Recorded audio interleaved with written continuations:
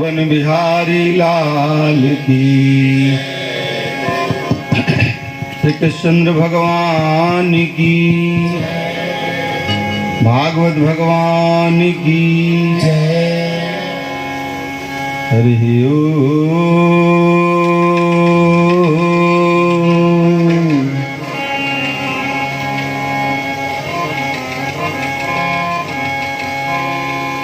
नमः परमहंसाय स्वाधित चरण कमल मकरंदाय भक्तजनमानस दिवासाय श्री गोविंदाय नमो नमः।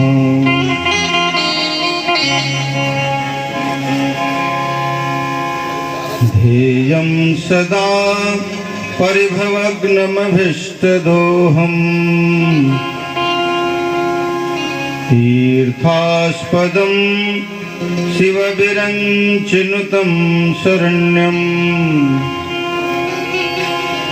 भृत्यार्तिहं प्रणतपालभवाब्धिपूतं वन्दे महापुरुष ते चरणारविन्दं।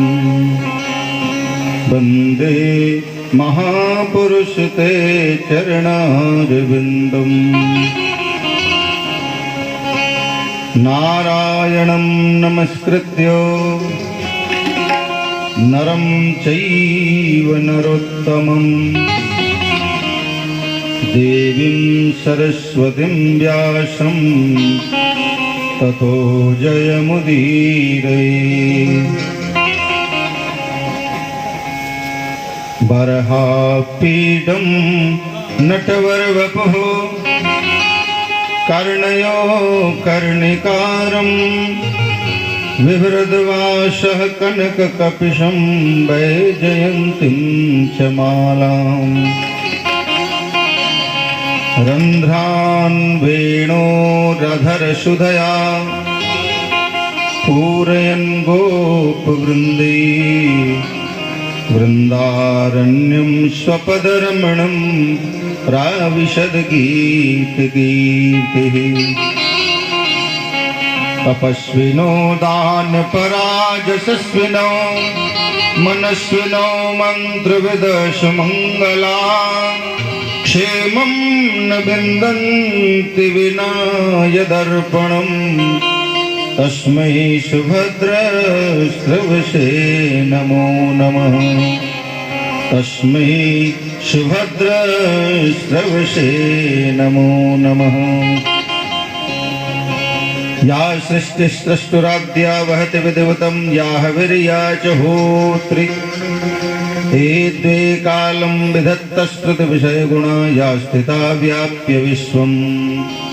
या माहु सर्वबीज प्रकृतिरित्यया प्राणिनः प्राणवन्तः प्रत्यक्षाभिप्रपन्नस्तनुभिरवतो वष्टाभिरष्टाभिरीशः।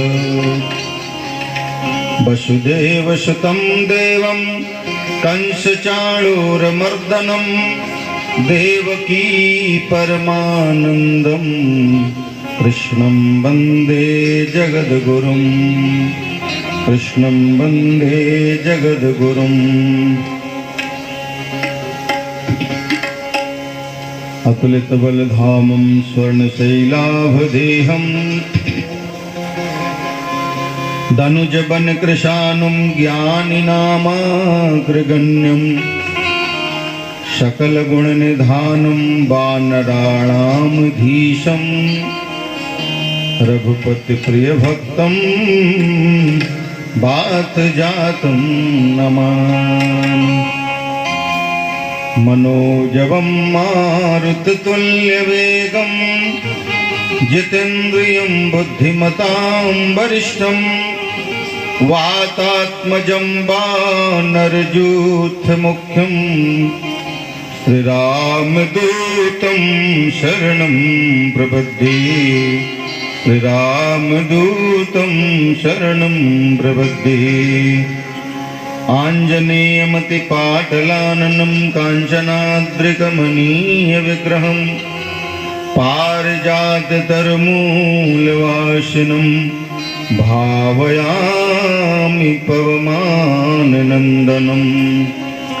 यत्र यत्र रघुनाथकीर्तनं तत्र तत्र कृतमस्तकाञ्जलिं बाष्पवारि परिपूर्णलोचनं मारुतिं नमत राक्षसान्तकम्। या देवी सर्वभूतेषु वाणिरूपेण संस्थिता नमस्तस्यै नमस्तस्यै नमस्तस्यै नमो नमः। या देवी सर्वभूतेषु बुद्धिरूपेण संस्थिता नमस्तस्यै नमस्तस्यै नमस्तस्यै नमो नमः।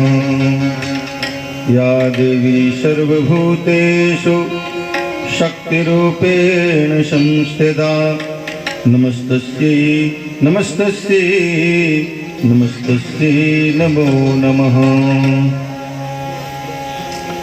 गौरांगं रश्मयं नित्यं रसाचार्यं रसोत्सुकं श्रीरामप्रपन्नदेवाख्यं सद्गुरुं प्रणमाम्यहम् सद्गुरुं प्रणमाम्यहम्। श्रीगुरुचरण सरोज निज मन मुकुर सुधार वरणो रघुबर विमल यश जोदायक फलचार।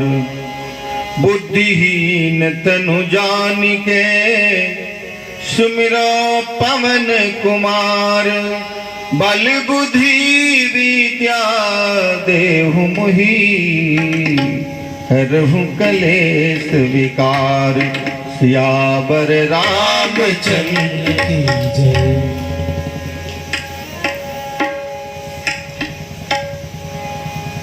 अवध बिहारी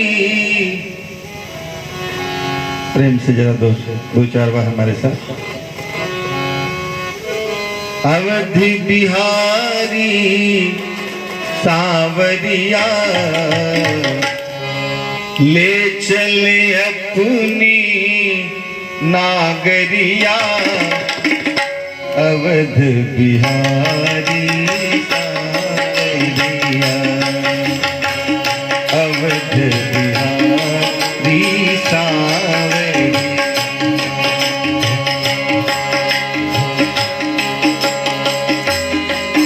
हाँ ले चल अपनी नागरिया ले चल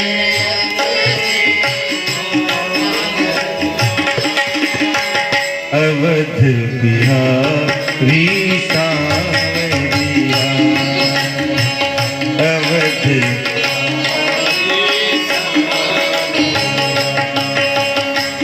राम राम बोल हरे कृष्ण बोल राम राम बोल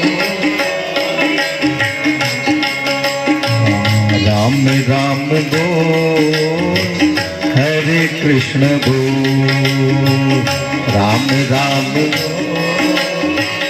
हरे कृष्ण बोल। ले चल अपनी नागरिया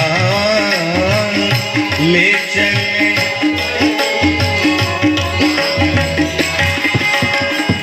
अवध बिहारी सावरिया अवध।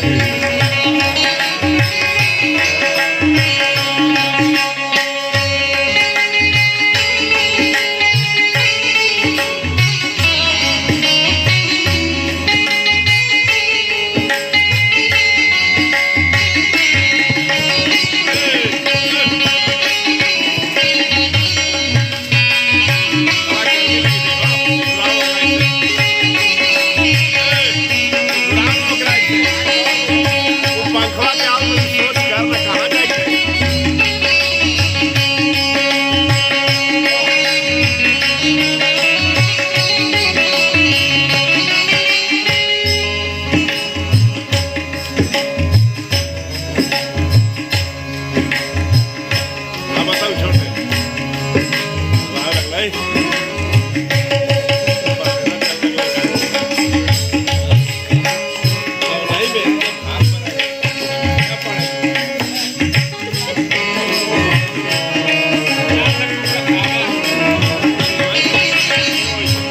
चले अपनी नागरिया, ले चले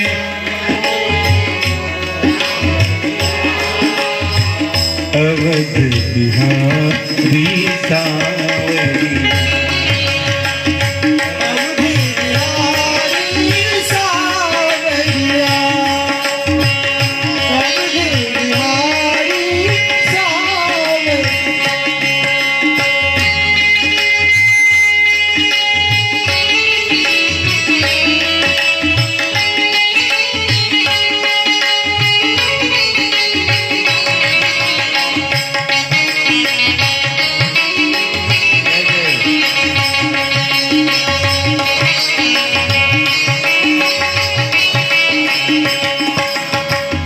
सरजू के तीर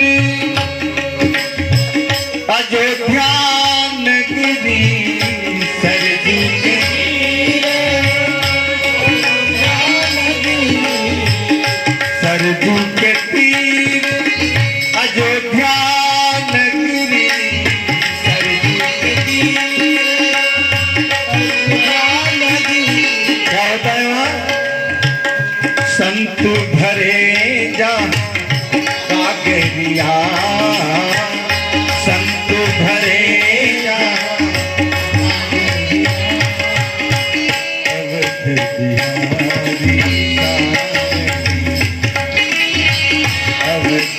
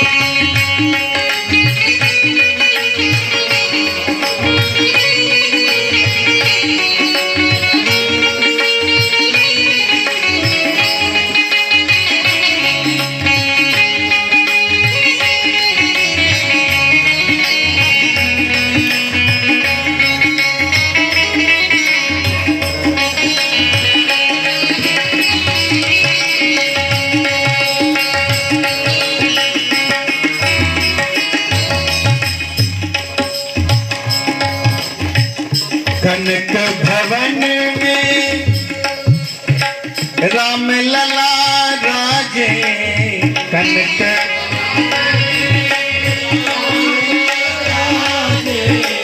कनक भवन में राम लला राजे, कनक भवन में राम लला राजे। देखी देखी भई आप लोगों को अयोध्या का सैर करवा रहे हैं भजन के माध्यम से।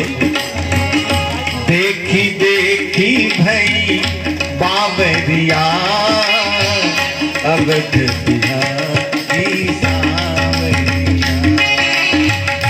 देखी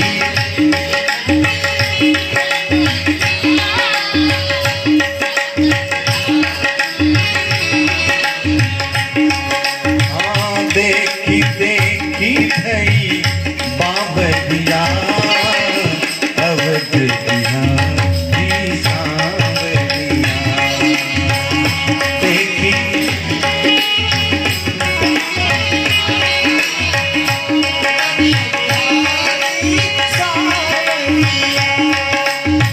राम राम बोल हरे कृष्ण बोल, राम राम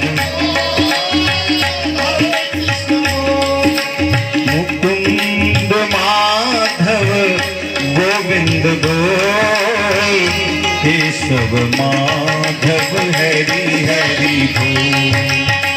मुकुंद माधव गोविंद बोल, केशव माधव हरि हरि बोल, केशव माधव हरि। ले चले अपनी नागरिया अवध बिहारी अवध बिहारी सावरिया अवध बिहारी सावरिया अवध बिहारी। बोले वृंदावन बिहारी लाल की जय, सियापति रामचंद्र की जय।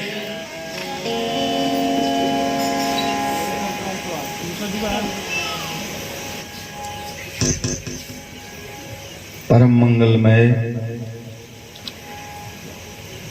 परम कारुणिक, कारण करुणा वरुणालय भगवान श्री बांके बिहारी लाल की साक्षात वांगमयी मूर्ति श्रीमद् भागवत पुस्तक कथा के दिव्य श्रोता श्री हनुमंतलाल जी महाराज, मंचस्थ विद्वत वृंद, कलाकार वृंद, हमारे मुख्य जजमान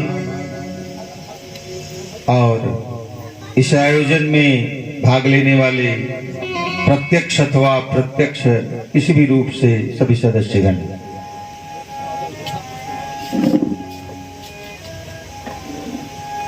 भगवत पादारविंद मकरंद आस्वाद परायण श्रद्धालु सज्जन वृंद, श्रद्धामयी माताएं बहनें एवं हमारे विकसिक्षु पुष्प बल्लिका स्वरूप वाल वाल मंडली,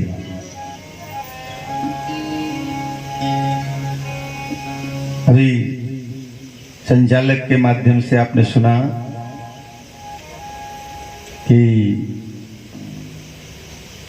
सुमति से सौंदर्य की प्राप्ति होती है और कुमति से कुरूपता। एक उदाहरण ले लीजिए, चक्रवर्ती राजा थे दशरथ,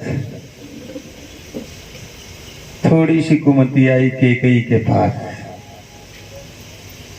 ऐसा नाम घिना गया। बहुत गांव में घूमे हैं हम लोग भी, बहुत तरह के नाम, निंकी, मिंकी, पिंकी, सिंकी, शनिचरी, मंगली, बुधनी, सब कुछ, लेकिन कैकेयी नाम किसी की नहीं, कोई लड़की की नहीं। यदि आप लोगों को पता हो तो बताइएगा, शायद न होगा, किसी के गांव में कैकेयी नाम की कोई लड़की नहीं होगी। क्यों? सब लोग जान गए, अपने तो गई और दो उनके साथ में थी उसको भी विधवा बना गई, पूरी अयोध्या को चौपट कर गई। और उन्हीं के पुत्र भरत जी महाराज सुमति संपन्न, दशरथ जी ने बाण मारा श्रवण कुमार को, तो क्या हुआ? श्रवण कुमार मर गया। वो भी शब्द वेदी बाण जानते थे, भरत जी भी जानते थे, लेकिन दशरथ जी ने विवेक पूर्ण बाण नहीं मारा, उन्होंने चला दिया, समझ लिया कोई हाथी आ रहा है, मार दिया। निर्दोष श्रवण कुमार मारा गया। लेकिन भरत जी आकर के लोगों ने कहा, निशिचर मन अनुमान, महाराज लगता है कोई निशाचर आ रहा है अयोध्या पर आक्रमण करने, तो बिनु फरसायक मारूं चाप श्रवण लगी तान। ताने तो वहां तक जैसे बाण मारा जाता है, कान तक ताना जाता है, मार दिए तान के मारे, लेकिन कैसा बाण? बिनु फर, बिना नोक वाला। मतलब अभी पता नहीं कि वो निशाचर है कि क्या है, तो ऐसा बाण मारे, यदि निशाचर होगा तो कैद कर लेंगे और नहीं तो कोई अपना होगा तो उसे बचा लेंगे। तो बिनु फर सायक मारूं चाप श्रवण लगी तान। सोचने वाली बात है, यदि दशरथ जी जैसा भरत जी बाण मारते तो हनुमंत लाल मर जाते, हनुमंत लाल मर जाते, लखन लाल मर जाते, लखन लाल मर जाते भगवान मर जाते, राम मर जाते, राम मर जाते, सीता मर जाती, उसके विरह में तीनों रानियां मर जाती, भरत शत्रुघ्न मर जाते, ऑटोमेटिक बिना युद्ध किए अयोध्या पर रावण का राज्य हो जाता है। बोले वृंदावन की जय। निवेदन कर रहा था कि एक कुमति संपन्न है और एक सुमति संपन्न है। कितना अंतर है, कितनी सौंदर्यता है सुमति में, अब कितनी कुरूपता है कुमति में। कथा का भी रहस्य यही होता है। ये कथा से कुछ कहा जाए, उसका पहले दिन के प्रसंग में निवेदन किए थे कि कथा का माने होता है श्रवण, मनन और निदिध्यासन। शिक्षक लोग यहाँ बैठे हैं, बड़े बुजुर्ग लोग बैठे हैं यहाँ। पहले की एक किताब होती थी छोटी सी कक्षाओं के लिए, मास्टर साहब ही है, पढ़ो समझो करो। पहले छोटी सी कक्षाओं में प्राथमिक में पढ़ो समझो करो, जानो तब बूझो, बूझो तब जूझो। ठेठ में इसका यही अर्थ होगा, बूझो तब जूझो। मतलब सुनिए, मनन कीजिए, ये निश्चय है कि नहीं है। मान लीजिए नहीं है तो ऐसा बाण मारे गिरे तो, लेकिन मरे नहीं, और बेहोशी हो गई, लेकिन अपनी एक ऐसी दवा लगाई, यदि मैं तन मन से राम की भक्ति करता हूं, कोई दाग नहीं है मेरी भक्ति में, तो अभी आप उठकर खड़े हो जाइए। तो भक्ति की दवा जैसे ही मिली, हनुमंत लाल जी खड़े हो गए। यह है सुमति संपन्न और एक कुमति संपन्न।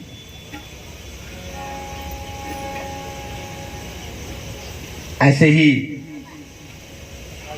दिव्य कथानकों का श्रवण श्री सुखदेव जी महाराज परीक्षित जी को सुना रहे हैं। उनका प्रश्न एक ही है, मुमुर्षुर वै किम करणीयम। मुमुर्षु वै, मरणासन्न प्राणी को क्या करना चाहिए, इसी प्रश्न के उत्तर में ये सारी कथाएं हो रही। कल के प्रसंग में आपने देखा कि मृत्यु को संवार लिया क्या, मृत्यु नतमस्तक है उस भागवत के आगे। मृत्यु के सिर पर लात देकर के ध्रुव दिव्य विमान पर चला गया। और इन्हीं के वंश में एक भागवत है। ध्रुव जी का भी बहुत लंबा जोड़ा वंश चला। इन्हीं के वंश में एक राजा हुआ था, उसका नाम था वेद। जैसे हम लोग हवन जो करते हैं उसमें एक वचन बोला जाता है स्वाहा। एक सूत्र है पाणिनि जी का, नमः स्वस्ति स्वाहा स्वधा अलम बसट योगाच। ये सब एक चीज है, नमः स्वस्ति स्वाहा स्वधा अलम बसट योगाच। मतलब मेरा जो प्रिय वस्तु है मैं आपको अर्पित करता हूं। नहर वाला आता है और उसका रेंट आप दे देते हैं। एक बार कहा बस रेंट दे दिए। ये बिजली वाला आया, बिजली जितना बिल मांगा उतना दे दिए, नहीं देंगे तो बिजली काट देगा। लेकिन स्निग्ध चांदनी ये जो मिल रही है ऊपर से, और होते ही सवेरे पहले तो लाल फिर दिव्य जो प्रकाश मिल रहा है, ये आपसे कोई रेट नहीं मांग रहे हैं। इसका मतलब उनको नहीं मिलना चाहिए। मतलब जो बच्चा ना रोवे उसको दूध नहीं पिलाना है। वो देवता, प्रत्यक्ष देवता, इनको हम लोग क्या देते हैं, कुछ नहीं मांगते, एक लोटा जल मांगते हैं, एक लोटा जल मांगते हैं। और भी जल से आप ही के लिए। हमारे भारतीय परंपरा में जो धर्म का अवलंबन लिया गया है पूर्ण वैज्ञानिक है। कैसे? सवेरे सवेरे जो सूर्य से किरण रे निकलता है उसमें बहुत सारी औषधियां होती हैं। अरुण ये सब प्रकाश भगवतो मरीचि माली, ना उनको मरीचि माली कहा गया है। वो प्रकाश, वो किरण से आप जल देंगे तो उससे छन करके आपके शरीर में लगेगा। किसी को, भगवान करे किसी को ना हो, चर्म रोग होता है तो उनको जल देने के लिए बोला जाता है। क्यों? इसलिए कि उससे जो रे निकलेगा, उससे जो औषधि शरीर में आएगी, वो औषधि से शरीर का चर्म रोग समाप्त हो जाएगा। सवेरे सवेरे उठ करके उनको प्रणाम करने के लिए बोला जाता है। जपा कुसुम संकाशम काश्यपेयम महद्युति तमोरिम सर्व पाप घ्नम प्रणतोस्मि दिवाकर। यहीं से अपने दिनचर्या का शुरुआत करनी है। कारण क्या है? कारण यही है कि जब आप जल देंगे, शुद्ध जल होगा। तांबे के लोटे से जल देना है। तांबा का लोटा तो ऐसे ही पवित्र है, और उसमें जैसे ही जल जाता है उसमें बहुत सारी औषधियां ऑटोमेटिक चली जाती है। और उससे जल दिया गया और एक क्षण के शरीर पर लगा, शरीर को बहुत महौषधियां मिली और उनको टैक्स भी मिल गया, सूर्य भगवान को टैक्स भी मिल गया। और यदि ज्यादा प्रसन्न हो जाते हैं, कुछ और विशेष करना है, तो स्वाहा चतुर्गृहीत होम, 4 चीज को ग्रहण करके जो होम किया जाए, तिल, चावल, गुड़, घी, ये 4 चीज है मुख्य। ये 4 क्या है? दिव्य औषधियां हैं। सबसे दिव्य औषधि का नाम है जौ। भगवान से पूछा गया था आप कहां रहते हैं, तो औषधि नाम जौस्मी, औषधियों में मैं जौ में निवास करता हूं। ऋतु नाम बसंतोस्मी, ऋतुओं में मैं बसंत में निवास करता हूं। अमासा नाम मार्ग शीर्षोस्मी, महीनों में मैं अगहन में निवास करता हूं। ऐसे दिव्य सब कुछ बोलते बोलते अंत में कहा औषधि नाम जौ, जौ में भगवान का वास है। इतना दिव्य वस्तु है, जो बड़ा पुष्ट चीज है। भले ही सस्ता मिल जाए आजकल, न भैलू दे आप, लेकिन दिव्य औषधि है जब वो। उसी का हॉर्लिक्स बन जा रहा है तो 300-400 रुपए किलो खरीद रहे हैं। ऐसे जो ऐसे बेचारे लोग बेच दे रहे हैं, किसान लोग।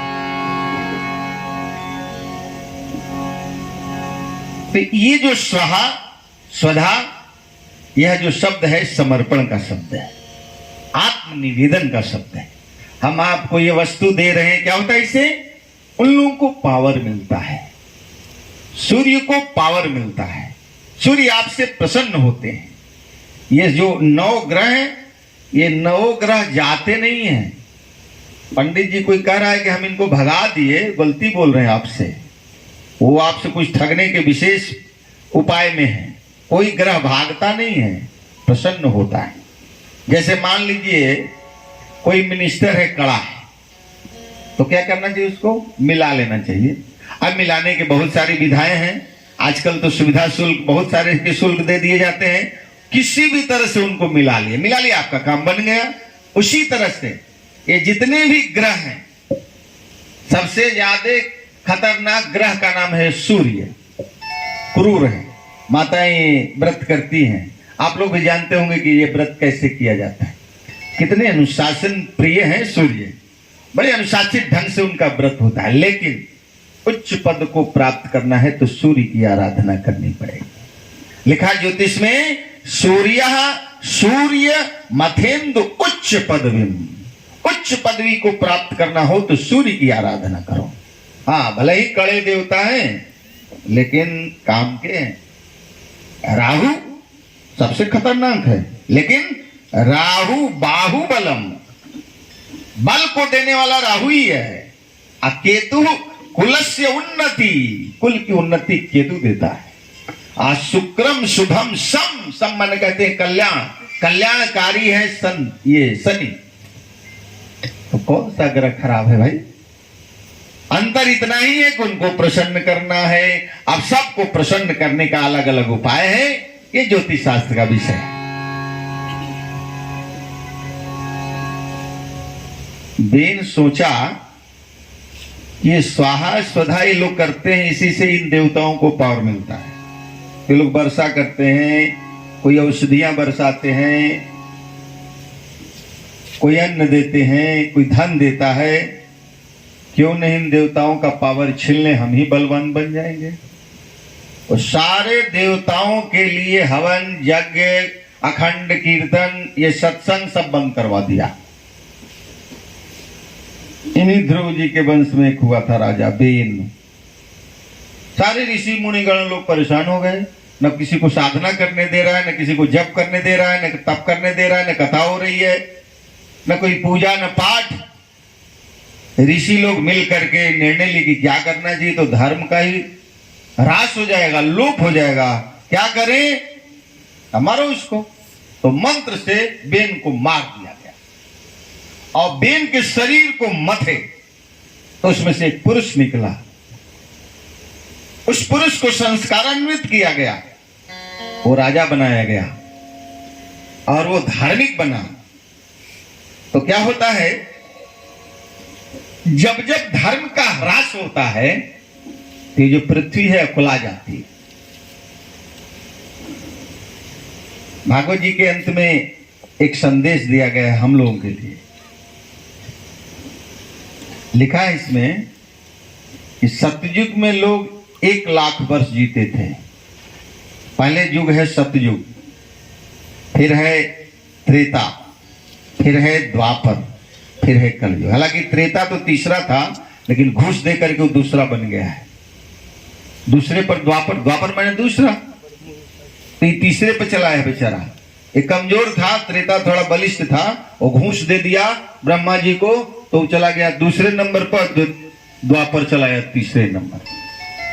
हुआ यूं कि सभी, जैसे कल के प्रसंग में निवेदन किया था ना, 10 ऋषि लोग आए, उसमें वशिष्ठ जी भी हैं, कर्दम जी हैं, कश्यप जी हैं। तो वशिष्ठ जी को दिया गया कि भाई आप पौरोहित्य कर्म करो, आप कर्मकांडी बनो, बहुत अच्छे कर्मकांडी हो, आप धर्मशास्त्र के जानकार हो, इसलिए कर्मकांड आप कराओ। तो वशिष्ठ जी ने मना कर दिया, पौरोहिती कर्मयति मंदा, सबके ग्रह गोचर हम काहे लेंगे, हम ना लेंगे, ये काम हम ना करेंगे। तो कहा गया तुम जिसका पुरोहिती कर्म कराने जा रहे हो ना, उन्हीं के घर में ब्रह्म का अवतार होने वाला है। कब? का त्रेता में होगा। माने सतयुग द्वापर त्रेता, इतना दिन। तो जानते हैं इन तीनों चारों युगों का मान है 44 लाख कुछ हजार कुछ वर्ष। सबसे छोटा है कलयुग, कलयुग से दूना है द्वापर, द्वापर से दूना है त्रेता, और उससे कलयुग से 4 गुना है सतयुग। इतने दिन तक हम, इतने दिन बाद अघारी भगवान आएंगे, हम नहीं करेंगे, इतना दिन तो हम रहेंगे भी नहीं। तो ऐसा कीजिए तो मैं इस कर्म को स्वीकार करूंगा। क्या करें? ब्रह्मा जी को कहे वशिष्ठ जी कि त्रेता को दूसरे नंबर पर ले आइए और द्वापर को तीसरे नंबर पर ढकेलिए, तब ये काम हम करेंगे। ब्रह्मा जी को वशिष्ठ जी के कहने पर द्वापर को तीसरे नंबर पर ढकेल दिया गया और त्रेता को दूसरे नंबर पर लाया। त्रेता कलयुग, सतयुग त्रेता द्वापर कलयुग।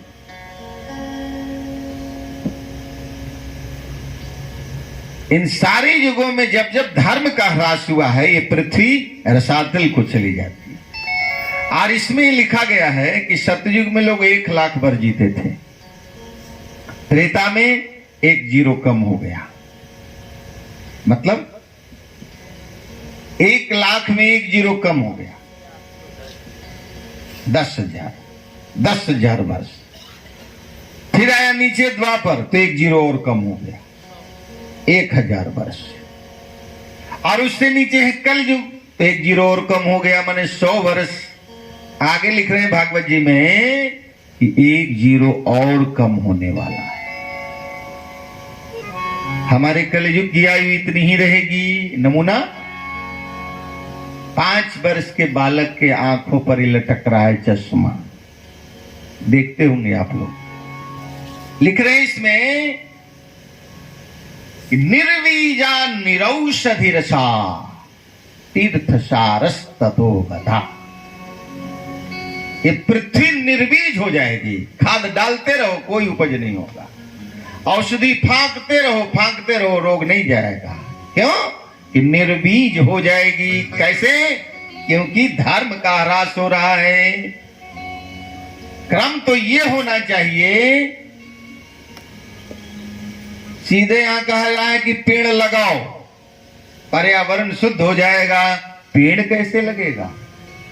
हवा शुद्ध रहेगी, वायु शुद्ध रहेगी तब तो वायु को शुद्ध करने का एक ही उपाय है, गीता में पढ़िए, यज्ञात् भवति पर्जन्यः। पर्यावरण शुद्ध करना है तो यज्ञ करो। यज्ञात् भवति पर्जन्यः, पर्जन्यादन्न संभवः, अन्नात् भवन्ति भूतानि, ततो धर्मः ततो जया। ये क्रम है। इस क्रम को भुला बैठे, अब तो बफेलो सिस्टम में आ गए हैं, तो कैसे होगा ये सब? बोले वृंदावन हरि लाल की जय। उस राजा को धार्मिक बनाया गया, धार्मिक बना तो जो पृथ्वी सब औषधि मूल तत्व को लेकर के रसातल चली गई थी, गौरूपधारी पृथ्वी ऊपर आ गई, क्योंकि धर्म की स्थापना हो चुकी है। और उस राजा से कहा तुम अपने लायक सारे चीज का मुझसे दोहन करो। वो राजा औषधियों का दोहन किया, अन्न का, सब जितने भी वस्तु पृथ्वी पर हैं, वसु में जितने भी ये वसु धन को धारण करने वाली जो हमारी धरित्री है, सारी वस्तुओं को गौरूपधारी पृथ्वी उस राजा को लौटा दिया। इसलिए उस राजा का नाम पड़ गया पृथु, और तब से इस धरती का नाम पड़ गया पृथ्वी। पृथु ने गोदोहन करके इस धरती को आबाद किया था, इसलिए इसका नाम पड़ गया पृथ्वी, क्योंकि पृथु ने लाया था। उन्हीं के वंश में आगे चल के बहुत बड़े धर्मात्मा राजा हुए ऋषभ देव जी महाराज, जो आदि तीर्थंकर कहे जाते हैं। जैनियों के वो बहुत बड़े देवता हैं। जैनी लोग उनको बहुत तरीके से मानते हैं। जैनियों के आदि गुरु हैं वो ऋषभ देव जी महाराज, वो भी भगवान के अवतार हैं। भागवत जी में 22 अवतारों की कथा है। 22 अवतार भगवान ने लिया है, ऐसी कथा भागवत जी में है,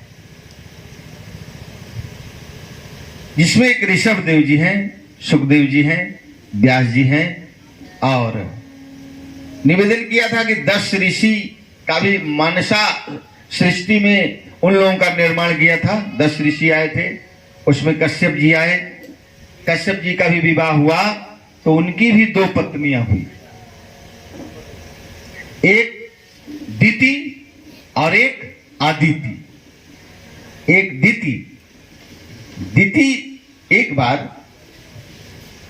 संध्या समय कश्यप जी जंगल में गए थे, कुछ फूल दूब इत्यादि समिधा इकट्ठा करने।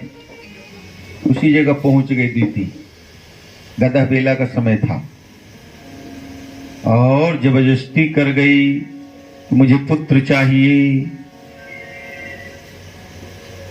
कर तो गई, लेकिन ऋषि ने कहा तुमने ये काम अच्छा नहीं किया देवी, ये समय पुत्रोत्पादन का नहीं है, गर्भाधान का ये समय नहीं है।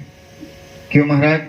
इस समय का जो पुत्र होगा वो क्रूर होगा, कुख्यात होगा, उग्रवादी होगा, दुराचारी होगा, भ्रष्ट होगा, धर्म को लोप करने वाला होगा, धर्माचरण से विरुद्ध रहेगा वो। ऐसे 2 पुत्र तुमको उत्पन्न होंगे।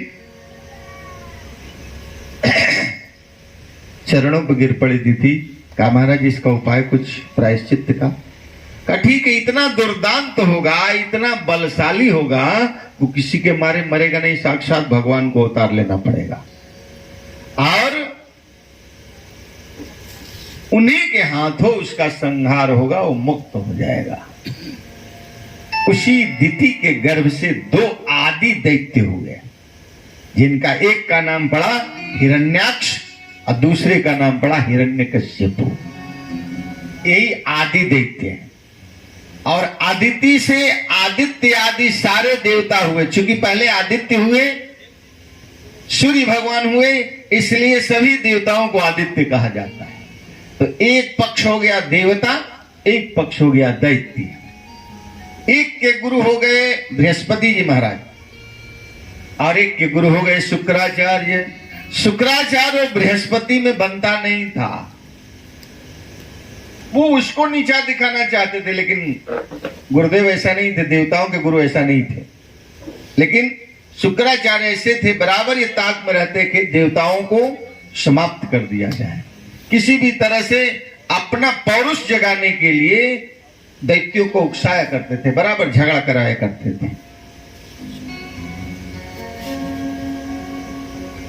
सुखदेव जी से परीक्षित का प्रश्न हुआ, महाराज एक बात समझ में नहीं आई कि ऋषि के संतान और दैत्य, कहा कि वो दैत्य तो श्रापवश हैं, असल में वो पार्षद हैं भगवान के। जय और विजय हरि के प्रिय दो, भगवान के दो प्रिय पार्षद थे जिनका नाम था जय और विजय। निवेदन कर चुका हूं कि मानस पुत्र चार, सनक, सनंदन, सनातन, सनत कुमार, ये चारों का स्वच्छंद गमन होता है। मन की गति से लोग चलते हैं।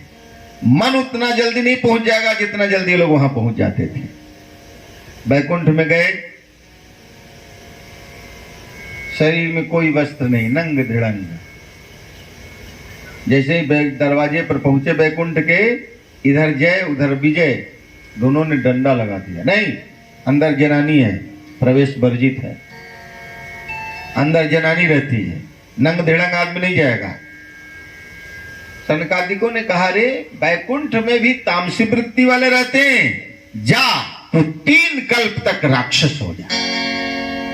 तब तक उधर से भगवान भी आ गए। जैसे ही भगवान को सनकादिकों ने देखा, नतमस्तक हो गए, लजा गए, इनके आदमी को श्राप दिए हैं, पता नहीं क्या करेंगे। भगवान ने कहा, घबराने की बात नहीं है, ये हमारी लीला है, हमारी इच्छा है, हमारी इच्छा के चलते आपने इनको श्राप दिया है। लीला करने के लिए कोई कारण तो चाहिए। एक कारण हुआ ये जय और विजय का श्राप, दूसरा कारण नारद जी ने श्राप दिया था, दैहों श्राप की मरिहों जाई। ये श्राप है नारद जी का। कब का? कि ही विधि मिले कवन विधि बाला।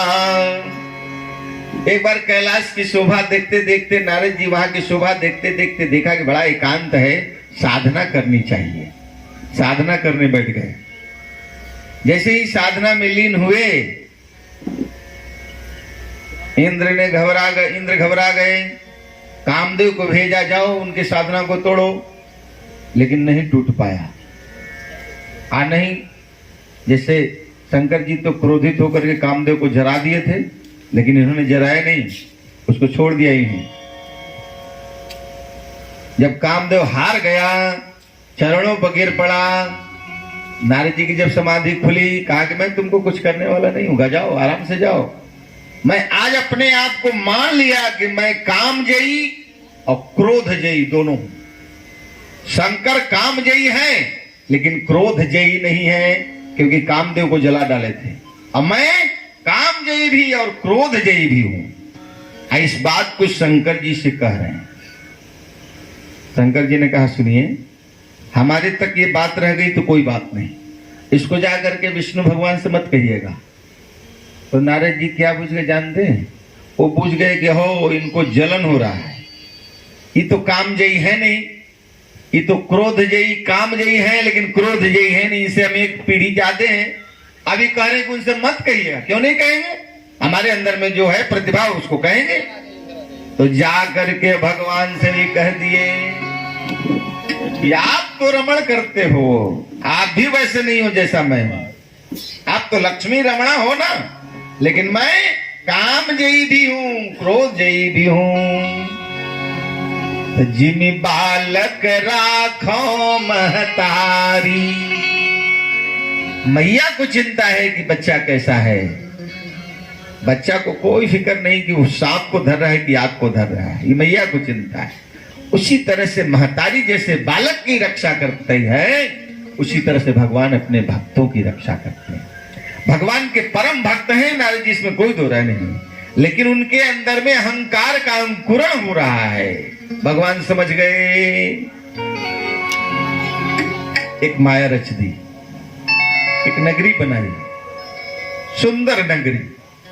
विश्व मोहन नाम का एक राजा बनाया, अब विश्व मोहिनी नाम की एक लड़की बना दी। और उसी रास्ते नारद जी को अपने घर जाना था, रास्ते में नगरी देखे तो देखते रह गए। शोभा अतीव सुंदर नगरी था, वहां की शोभा देखते बनता था, शोभा को देखते रह गए। अंदर चले गए, जैसे ही अंदर गए तो राजा देखे कि नारद जी इस बड़े प्रभावशाली थे, दिव्य तेज था, आए अच्छे संत हैं, कोई लगता है सिद्ध संत हैं। जल्दी जल्दी अपनी लड़की को लाए। अगर महाराज जरा इसका हाथ देखिए, हाथ में लिखा था इसका जो वर्ण करेगा वो त्रिलोकी होगा।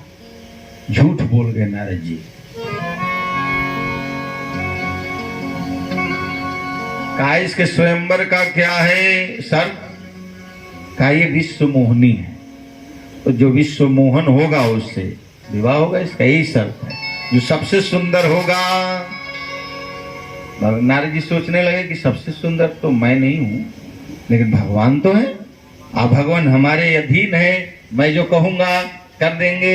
भगवान के पास गए, महाराज अभी कह रहे थे हम काम यही हैं, अब तुरंत कहने लगे महाराज आपको देख रहे हैं तो लग रहा है हम भी विवाह कर लेते तो अच्छा है।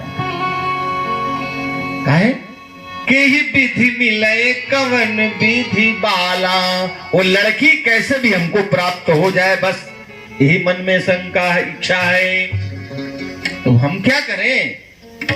तो एक छोटी सी प्रार्थना है हमारी, क्या थोड़ी देर के लिए अपना रूप हमको पंचा दे दीजिए। यही विधि होए नाथ हित मोरा, करऊं बेगी दास मैं तोरा। भगवान ने कहा हाँ मैं वही करूंगा जो आपका हितकर होगा। वेदन देहि सुनो मुनि जोगी, हे जोगी, वैद्य जो मरीज कहता है वो चीज वो खाने के लिए नहीं देता है, उसको जो रुचिकर होता है वो देता है। मैं भी वही करूंगा। भगवान ने अपना रूप न देके बंदर का रूप दे दिया, और वहां पर दो हरिगण भगवान के जो गण थे उनको भेज दिया। अब ये नारद जी अपना मुंह आप थोड़ा देख रहे हैं, कोई भी अपना मुंह नहीं देख सकता बिना दर्पण के। ये तो अभी देखे नहीं, न दर्पण देखे न कुछ, बस इतना ही है, विवाह करने की लालसा है, इच्छा है, और उसमें एकदम मस्त है। अब इनको ये नहीं लग रहा है कि रूप कैसा है, रूप तो भगवान का है। तो सबसे आगे कुर्सी लेकर बैठ गए कि उस सुंदरी को ज्यादा दूर जाने की जरूरत न पड़े, आए झट से हमारे अंदर में गाला मला डाले, हम लेके चंपत हो जाए। बस सबसे आगे अपने से कुर्सी लेकर के बैठ गए, और उनके तरफ वो सुंदरी फूटी आंखों से भी नहीं देखी। तो हो सकता है नहीं दृष्टि पड़ी होगी, तो इधर गई, उधर जब गई तो उधर कुर्सी लेके चले। जो थे नारद जी को चिरकाने के ख्याल से एक बड़ा सा दर्पण लिए, शीशा, महाराज जरा अपना मुंह देख लो। जैसे ही मुंह देखे तो आग बबूला हो गए नारद जी। और अरे मैं मांगा था उनसे अपना रूप, तो बंदर का रूप दे दिए। दईहो श्राप की मरिहो जाए, इतना किसी आ गए। परम स्वतंत्र ने सिर पर को बैकुंठ नाथ हो, इसका मतलब ये नहीं कि जो चाहो सो करो। भगवान ने श्राप दिया, नारद जी ने श्राप दिया कि जो रूप हमको दिए हो यही रूप, जैसे मैं आज पत्नी के लिए विह्वल हूं, एक दिन तुम भी पत्नी के लिए विह्वल होगे, और जैसे मैं रो रहा हूं वैसे तुम भी रोओगे, और यही बंदर तुम्हारे सहायक बनेंगे। भगवान ने कहा यो मस्तु। अब थोड़ी देर में नो नगरी है, नो लड़की है, नो राजा है, वही लक्ष्मी है, वही नारायण है। बोले लक्ष्मी नारायण भगवान की जय। จ नारद जी ने पूछा प्रभु आपने ऐसा क्यों किया? ะ नारद जी ने कहा महाराज जब अपना मुंह देख लो, जैसे ही मुंह देखे तो आग बबूला हो गए। จ जो ะ जो ये हमसे जबरदस्ती श्राप क्यों लिया आपने? कहीं नहीं, ये तो हमारी लीला थी, हमें कुछ लीला करनी थी, उस लीला के कुछ पात्र तो चाहिए। जैसे लीला वाले रासलीला देखे होंगे, वो लीला वाले आते हैं, कंस भी साथ में लाते हैं, कृष्ण भी साथ में लाते हैं, तो हमको भी कुछ पात्र तो चाहिए, ऐसे लीला कैसे करेंगे? तो नायक भी खलनायक भी सब साथ लेकर के चलते हैं लीला वाले, तो परम लीलाधारी हैं, वो काहे छोड़ देंगे? तो इसलिए जय और विजय को खलनायक बना दिए, रावण बना दिए। यही एक कल्प में, सतयुग में यही हिरण्याक्ष हिरण्यकशिपु हुए, त्रेता में रावण कुंभकर्ण हुए, द्वापर में यही शिशुपाल और दंत वक्र होंगे। हिरण्याक्ष हिरण्य अक्षी, अक्षी कहते हैं आंख को, जिनके आंखों में केवल सोना बसता हो, और सोना माने धन, आपका धन मेरा हो जाए, इसी प्रयास में जो बराबर लगा रहे, इसीलिए उसका नाम पड़ गया हिरण्याक्ष। ब्रह्मा जी को थोड़ी सी पृथ्वी मिली है सृष्टि करने के लिए, हिरण्याक्ष को पता चला, हिरण्याक्ष गया और ब्रह्मा जी की पृथ्वी को चुरा लिया और सातल में लेते चला। भगवान बराह रूप धारण करके, बराह माने सुअर, घ्राण शक्ति ज्यादा होता है सुअर में, सुअर के नाक में सूंघने की कला ज्यादा है, वो खोद करके जो पाताल में ले जा करके पृथ्वी को छुपा रखा था, वहां जा करके हिरण्याक्ष का वध किया, वहां से पृथ्वी को लाए और ब्रह्मा जी को दिए कि आप सृष्टि का विस्तार करो। वही बराह का अवतार लिए थे जब भगवान यहां, तो यहां भी उन्होंने विवाह किया, और उनकी जो पत्नी है, अच्छा ये बताइए, आपके गांव में देवी मंदिर है कि नहीं? देवी मंदिर में कितनी मूर्तियां हैं? 7, 8 भी हो सकते हैं, 10 भी कहीं कहीं होते हैं, लेकिन मुख्य है 7। इन 7 मूर्तियों के नाम आप लोग जानते हैं? जानते हो तो हाथ उठाए, ना जानते हो तो मैं बता रहा हूं। कोई जानते हो तो बताइए। पूजा तो पता नहीं कितने दिनों से हो रही है, कोई जानता है तो नाम 7 का? कोई नहीं। देखिए, उसी में ये बराह भगवान की एक पत्नी है, उनका नाम है बाराही। ये जो कथा आपने बराह भगवान की सुनी, इन्हीं की एक पत्नी है बाराही, लेकिन पहली नहीं हो, सबसे पहले जो आपकी मूर्ति है उसमें सबसे पहले है ब्राह्मी, ब्रह्मा जी की पत्नी। दूसरी है माहेश्वरी, भगवान भोलेनाथ की पत्नी। तीसरी है कौमारी, कुमार कार्तिकेय की पत्नी। शंकर भगवान के पुत्र हैं कुमार कार्तिकेय, उन्हीं की पत्नी का नाम है कौमारी। ब्राह्मी, माहेश्वरी चैव कौमारी। और चौथी है वैष्णवी, विष्णु भगवान की पत्नी, लक्ष्मी भी आप कह सकते हैं। ब्राह्मी, माहेश्वरी चैव कौमारी, वैष्णवी तथा यही जो 5वीं है, यही है बाराही। इनका एक नाम है भूदेवी। ये जो वंशरोपण होता है, मंडपाक्षादन के दिन पहले वंशरोपण होता है ना, तो उसमें जानते हैं किन की पूजा होती है? बराह भगवान की पूजा होती है। वो जो गड्ढे में पूजा होती है वो बराह भगवान, अनंत कुर्म बारह उनको कहते हैं।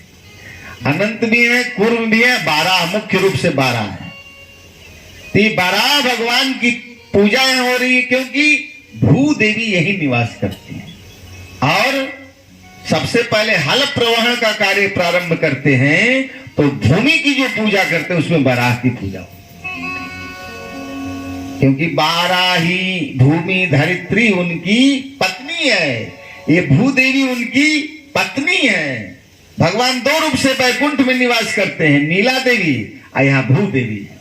वहां है नीला देवी, यहाँ भू देवी है। एक नाम इनका भू देवी भी है, और बाराह, चूंकि बारह भगवान की पत्नी है इसलिए बाराही भी कहा जाता है। तो पांचवी हो गई बाराही, और छठी है इंद्राणी, इंद्र की पत्नी, और सातवीं है चामुंडा सप्तमातरः। ऐसे इन 7 माताओं को यहां भी पूजा हो रही है, इस यज्ञ में भी पूजा हो रही है। ऊपर में जो वेदी बनी है वो कोई रंगोली नहीं है, वो सब के सब देवता है, देवियां हैं और देवता है। सारे देवताओं का परिचय तो नहीं दे सकता, लेकिन 7 माताएं ऊपर में भी है। चामुंडा का परिचय थोड़ा विस्तार से, बड़ी लंबी चौड़ी कथा है इसकी। एक बार भगवान की सेना लंका पर विजय प्राप्त करने के बाद सब लोग अपने अपने बल का बखान कर रहे थे। हनुमान जी ने कहा मैंने इसको मारा, उसको मारा, उसको मारा, अपने गदा से इसे मारा, उससे मारा। लखनलाल भी कहने लगे, भगवान भी कुछ कहने लगे। अंगद अलग बोल रहे हैं, जामवान अलग बोल रहे हैं, सब लोग कुछ न कुछ कह रहे हैं। जब भगवान बोलने लगे तब सीता जी से ठठाक सीता जी हंसी। जब सीता जी हंसी तो भगवान को आश्चर्य हुआ, आज ये नारी हंसती नहीं है, हंसती है तो कोई कारण है। क्यों देवी, आप क्यों हंस रही हैं? हंसने का कारण ये है कि छोटा सा रावण को मार करके इतना आप लोग बलिष्ठ बन रहे हैं। अभी एक असली रावण तो जिंदा है, कहां रहता है वो प्रभास क्षेत्र में रहता है। ऐसे क्यों, ऐसा क्या बोल रहे हैं? वो प्रभास क्षेत्र में रहता है।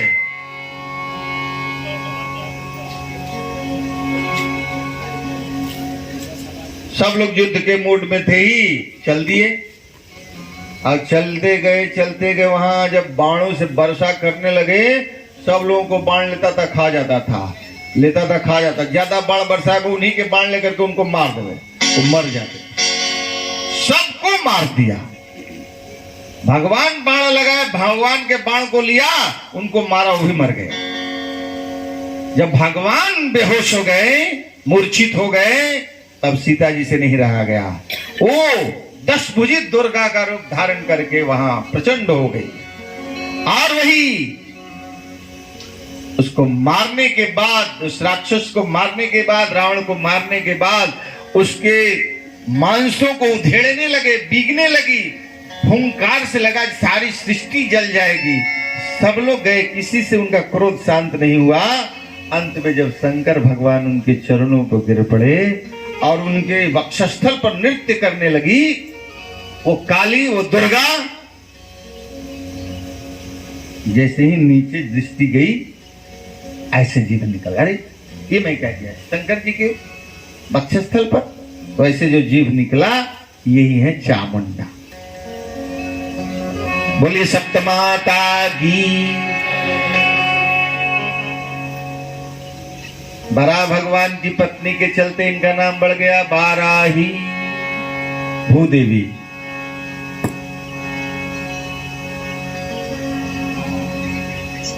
और निवेदन किया था, इसी बेन के आगे ऋषभदेव जी के वंश में राजर्षि भरत हुए। हम जो कथा कर रहे हैं ये क्रम से चल रहा है। हाँ, एक यह है कि एक दिन पीछे से क्रम हो रहा है। जैसे पहले दिन का पारायण होता है, नियम है उसमें मनु कर्दम संवादो प्रथमे अहनीच वाचये। तो दूसरे दिन, पहले दिन तो महात्म्य में ही समय बीत गया, तो मनु कर्दम, मनु जी के चरित्र का चित्रण कल हुआ, उसको ध्रुव जी तक ले गए। ध्रुवोपाख्यान पर्यंतम द्वितीय नीच बाटे, तो द्वितीय हनी ध्रुव जी तक ले गए। आज है भरताख्यान सप्तम स्कंध पूर्णम। भरत जी का चरित्र होने में 7वां स्कंध पूर्ण हो जाता। तो आज आपको सप्तम स्कंध तक की कथा सुनाने का प्रयास करूंगा। श्रीमन नारायण नारायण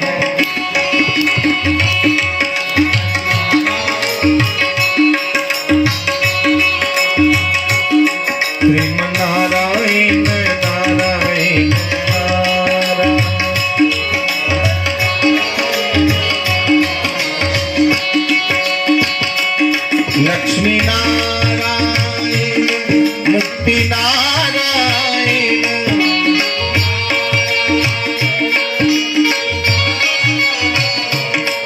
लक्ष्मी नारायण मुक्ति नारायण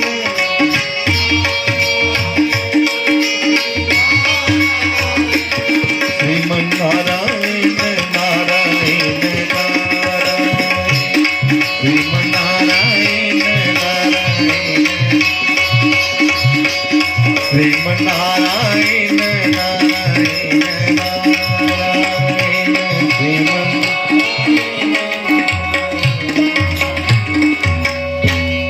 बोले वृंदावन बिहारी लाल की जय। राजर्षि भरत बड़े धार्मिक राजा थे।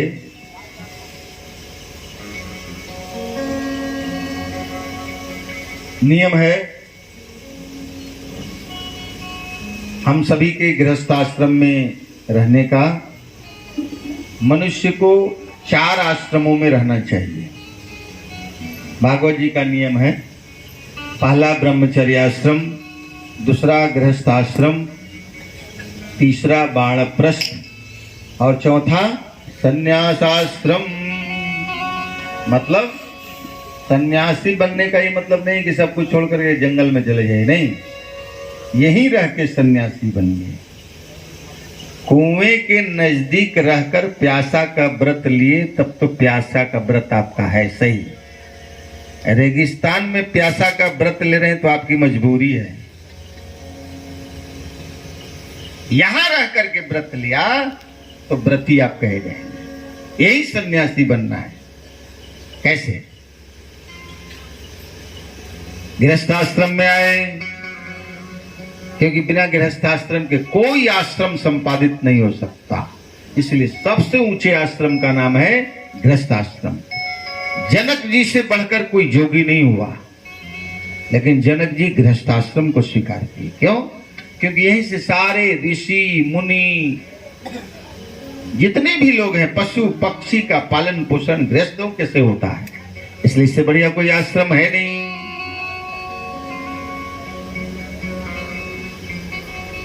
फिर बाणप्रस्थ, धीरे धीरे वहां से त्याग। जैसे मान लेते हैं आपका बालक हो गया, लड़का हो गया, योग्य हो गया, तो धीरे धीरे उत्तराधिकारी उसको बनाइए।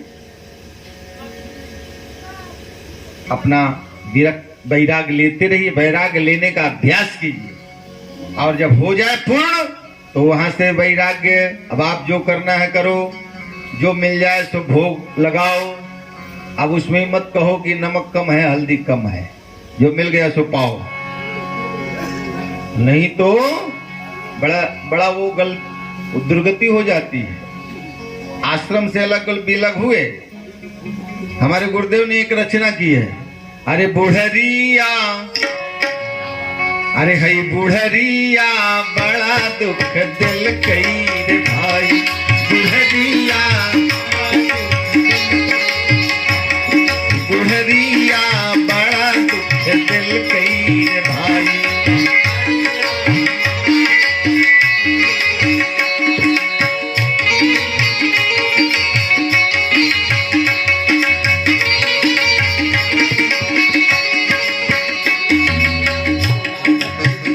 ले पगारी कटली बाल बच्चा लागी, यारी ले पगारी कटली बाल बच्चा लागी।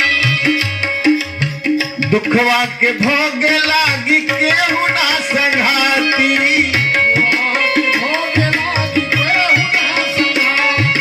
अमली माल डाकू से गौतम जी को रोका, गौतम बुद्ध को रोका। गौतम बुद्ध ने कहा तुम कब रुकोगे? क्या मतलब?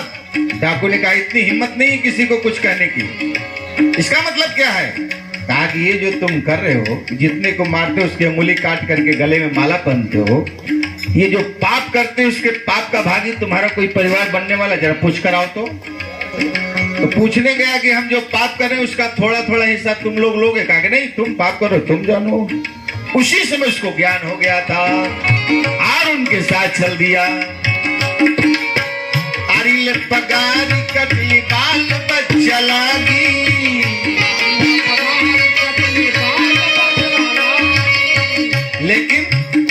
दुखवा के भोग लागी केहू ना संघाती।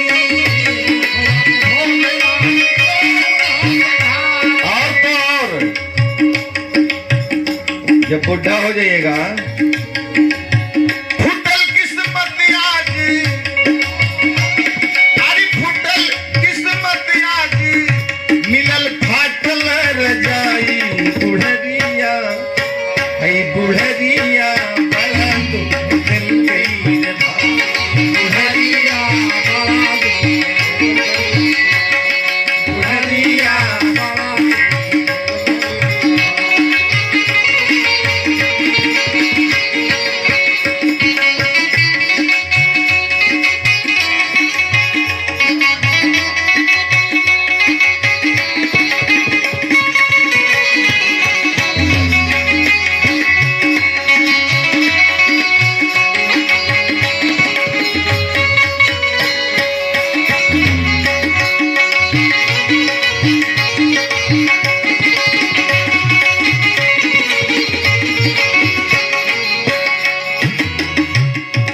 बहुत लंबा भजन है। अंत में गुरुदेव क्या कहते हैं?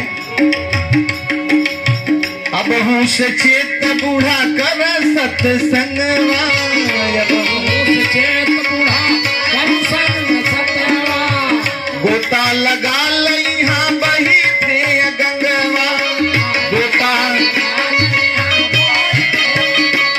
हरि राम प्रपन्न पीछे, राम प्रपन्न पीछे झूठ पछताई। बुढ़रिया बड़ा दुख, बुढ़रिया बड़ा दुख दिल गई, बुढ़रिया बड़ा दुख दिल गई, बुढ़रिया बड़ा दुख दिल गई, बुढ़रिया।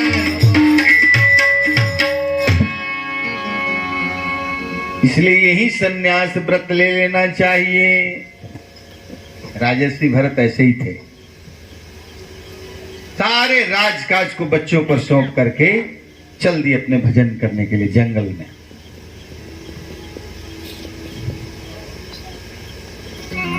लेकिन दुर्भाग्यवश वहां भी एक घटना घट गई। जंगल में एक कुटिया बनाया, घास फूस की कुटिया बनाए, अच्छी कुटी बनी।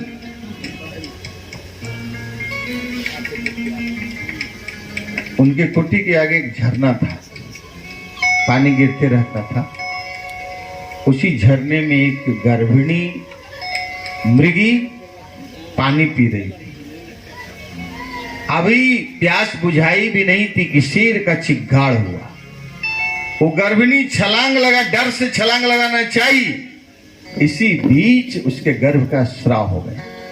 बच्चा पानी में तैरने लगा, वो तो उस पार चला गया, लेकिन उस पार जाकर के वो गर्भिणी बच्चा दे करके उधर मर गई। और बच्चा छोटा सा जो अभी भी जन्मा है वो पानी में तैर रहा था। इसको राजर्षि भरत देखे अपने आंखों से। अब देखते ही दयालु राजर्षि भरत के हृदय में कंपन हो गया। वो दौड़े वहां से उस बच्चे को छाने, बच्चे को बचाए, औषधि इत्यादि दे करके। जान चुके हैं कि इसकी मां मर गई, अब इसका जो कुछ भी हूं मैं हूं। इसलिए उसको बच्चे को बचाने के लिए बहुत सारे उपाय किए और उसको बचा लिए और आश्रम में ले गए। आश्रम में उसको रुए के थाए से दूध पिलाते, औषधि देते, थोड़ा बड़ा किए। चलने लगा तो राजर्षि भरत उसी में गुम हो गए। अब वो भजन में मन उनको नहीं लग रहा है। अब वो बच्चा खाया है कि नहीं, पिया है कि नहीं, इसमें मन लग रहा है। वो छोटा सा बच्चा है, मृग का बच्चा है, बड़ा प्यारा है। वो संध्या करने बैठ जाते, गोदी में बैठ जाता, अच्छा लगने लगा उन्हें। पीठ में जाकर के पीठ को कुदेरने लगता, सारी क्रिया उसके अच्छा लगने लगे। विष्ठा इत्यादि भी यदि उनके गोद में करते वो भी अच्छा लगने लगा। भजन में मन नहीं, ज्यादा सावक में, मृग सावक में मन लग गया। इतना मन लग गया कि बस अब वो खाए तब ये खाए, वो सोए तब ये सोए। स्थितः स्थितामुच्चलितः प्रयाता। जब चले तब ये भी चलते थे, वो बैठता था तब ये बैठते थे। इतना विरह, इतना प्रेम उस मृग शावक से राजर्षि भरत को हो गया। लेकिन उन सबों की तो जाति ऐसी है कि सब लोग अपने जाति वाले से प्रेम करते हैं। मृग जैसे ही बड़ा हुआ, उसके झुंड आए, उस झुंड में जाकर वो मिल गए। राजर्षि भरत कुटिया में संध्या बंदन कर रहे थे, तब तक वो जाकर इतने झुंड में मिल गया। सुबह से शाम हो गई लेकिन मृग शावक नहीं आया। मन में कुतर्क होने लगा, लगता है कोई शेर का बच्चा खा गया हो, शेर खा गया हमारे मृग शावक को।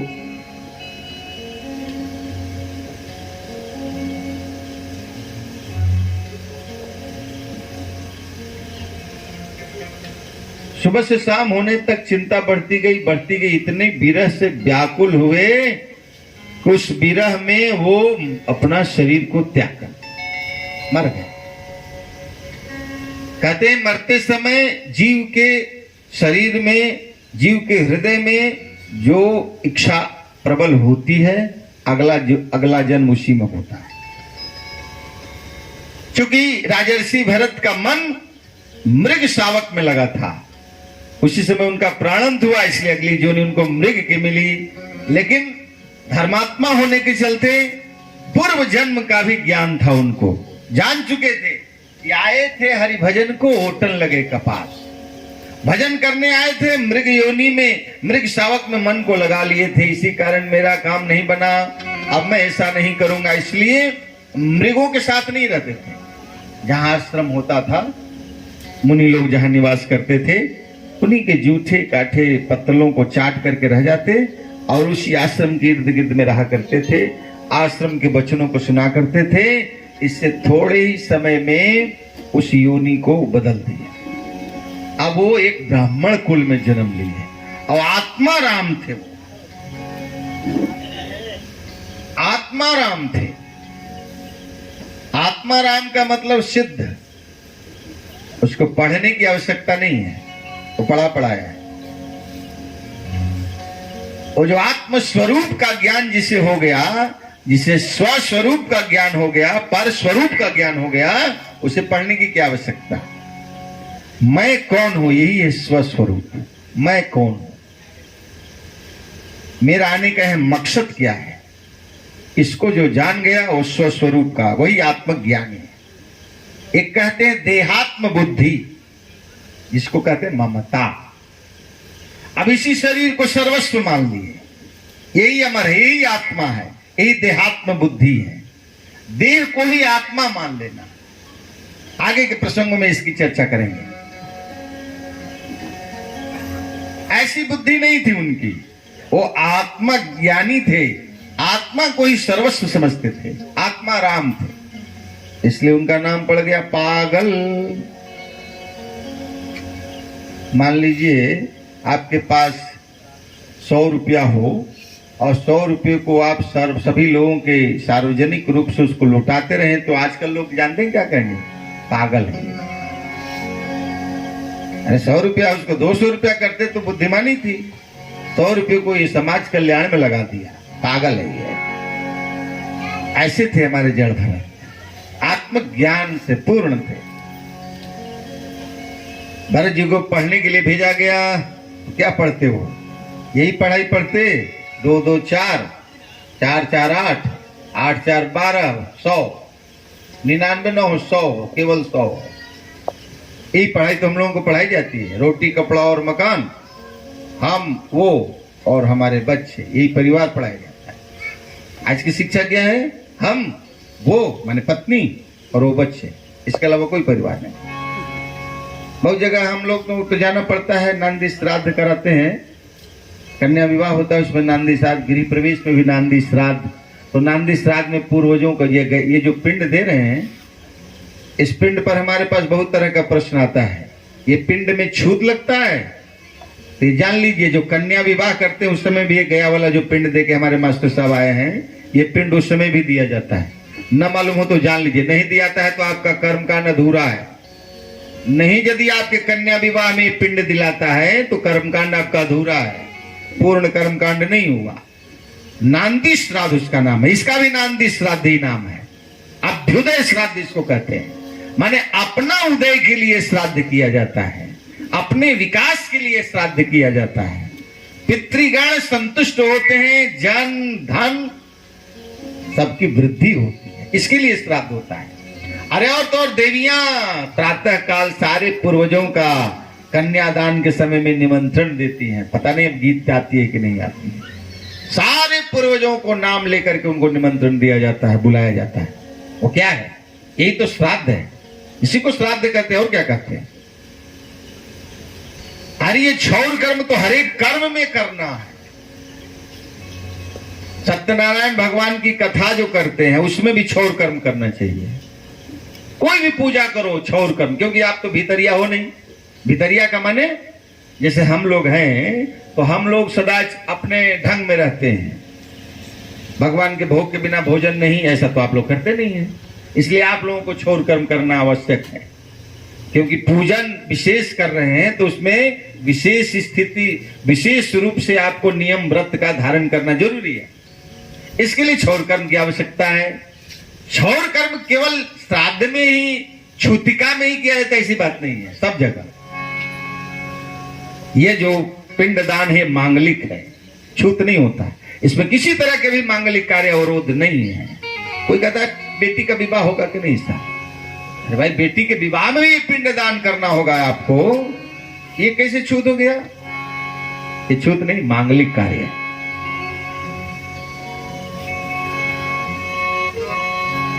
जड़ भरत आत्मा राम है, आत्मज्ञानी है, विद्यालय से निकलवा दिया गया, गैया चराने के लिए भेज दिया गया, जाओ गाय चराओ। गाय चराने गए तो सबे भूमि गोपाल की आत्मा राम है, उसको ही थोड़ा है कि मेरा ही तेरा, ऐसा नहीं होता। न मेरा न तेरा, तब उनका। दैट इज सुप्रीम सोल, वो सबका मालिक है। हमारा तेरा नहीं होता, ये तो हम लोग करते हैं। वो सबका मालिक वो है, जगत गुरु। अभी मंगलाचरण हुआ था ना, उसमें क्या कहा गया? वसुदेव सुतम देवम कंस चाणूर मर्दनम देवकी परमानंदम कृष्णम वंदे जगत गुरुम। वो जगत का गुरु, सबका मालिक है।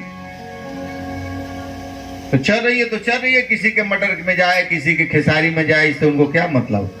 वो खेसारी वाला वो मटर वाला आया और जब भरत जी के पिताजी से भाई से कहा, हे महाराज ये पागल है, इसको क्यों गैया चराने के लिए भेजते हैं? सब देखिए हमारा मटर खिलवा दिया। तो वहां से भी हटा करके घर से बाहर कर दिया गया। रोड पर ऐसे घूमने लगे पागल की तरह, क्योंकि न कंघा है इसमें, न ही वस्त्र का ठिकाना है, न स्नान का ठिकाना है, भजन के अलावा उनको कुछ चाहिए ही नहीं।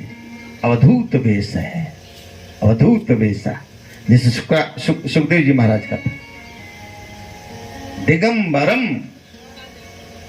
अवधूत वेशा। कोई स्नो पाउडर की आवश्यकता नहीं है। स्नान हो गया तो भी ठीक, न हुआ तो भी ठीक, भोजन मिला तो भी ठीक, न मिला तो भी ठीक, चल रहे हैं मस्त। उन दिनों नरबली होता था, डाकू लोग नरबली देते थे। कोई आदमी नहीं मिला था, डाकू को भेजा गया कि जाओ किसी को पकड़ के ले आओ। तो रात्रि में और कौन मिलता? डाकू का भय से सब लोग तो 6 बजे से ही घर में ताला लगा कर रहते थे। लेकिन ये निफिकिर घूम रहे हैं, इनको कोई डर भय होता नहीं, इनके पास तो कोई डर है नहीं।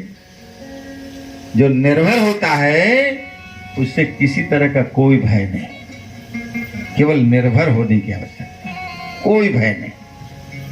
ये निर्भर है, ये भागवत है। जा रहे हैं, पकड़ लिया डाकू, ले चल रहा है, लेकिन कोई न दुख है न सुख है, समम भाव है। जा रहे हैं, डाकू ने देखा कि अरे इसके चेहरे पर किसी तरह का सिस्कन नहीं, ये आदमी है कि पागल है। कहा मैं तुमको कहाँ ले जा रहा हूँ मालूम है, मैं कौन हूँ जानते हो? कहा कि तुम आदमी हो और कौन हो? कहा कि मैं तुमको मारने के लिए ले जा रहा हूँ।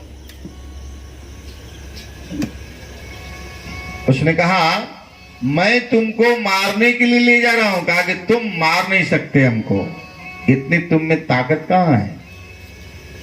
अच्छा, तो वेदांत की भाषा वो डाकू क्या समझे? अच्छा अच्छा चलो, पता चलता है कि मारते हैं कि नहीं। चलो चलो, चल दिए।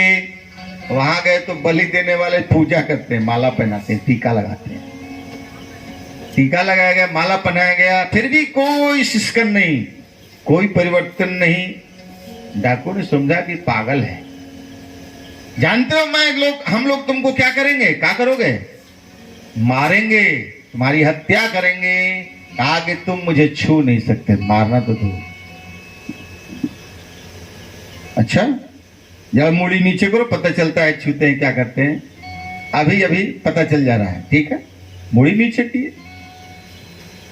तलवार ऐसे ताने। कहां ये बलि हो रही है? काली मूर्ति के नजदीक। पत्थर की मूर्ति जो बगल में काली थी, जैसे ही तलवार ताने ऊपर से तलवार खींच ली वो मूर्ति, और उसी तलवार से सारे डाकुओं को मार डाला। अब भरत जी को गोद में लेकर कहा पुत्र आने में देर हो गई, जरा क्षमा करना। ये है आत्माराम, इसको कहते हैं आत्माराम। चल दिए।